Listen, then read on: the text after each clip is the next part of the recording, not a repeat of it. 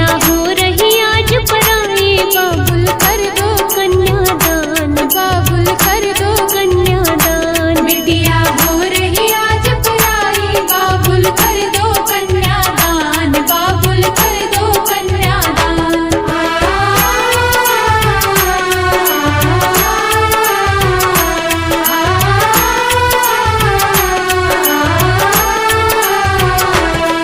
जिस घर से भाग्य बंधे हैं दूल्हे राजा बड़े भले हैं, जिस घर से भाग्य बंधे हैं दूल्हे राजा बड़े भले हैं, जिस घर से भाग्य बंधे हैं दूल्हे राजा बड़े भले हैं, जिस घर से भाग्य बंधे हैं दूल्हे राजा बड़े भले हैं। ये कर्म संजोग से मिले हैं, बाकी सुख रखे भगवान, बाकी सुख रखे भगवान।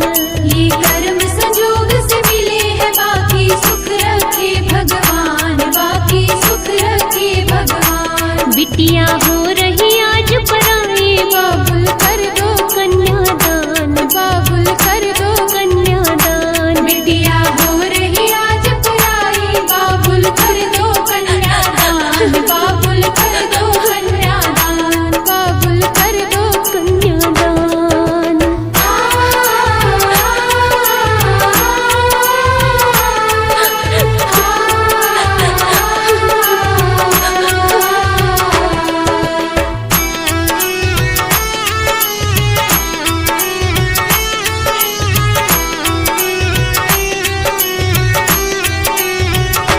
पहले तेरी थी हम लाडो होंगी उस घर की अब शोभा, पहले तेरी थी हम लाडो होंगे उस घर की अब शोभा, पहले तेरी थी हम लाडो होंगी उस घर की अब शोभा। पहले तेरी थी हम लाडो होंगे उस घर की अब शोभा। बेटी दोनों कुल का मान कहता सारा जगत जहान, बाबुल कर दो कन्यादान। बेटी दोनों कुल का मान कहता सारा जगत जहान, बाबुल कर दो कन्यादान। बिटिया हो रही आज पराई, बाबुल कर दो कन्यादान, बाबुल कर दो कन्यादान। बिटिया हो रही आज पराई, बाबुल कर दो कन्यादान, बाबुल कर दो कन्यादान, बाबुल कर दो कन्यादान।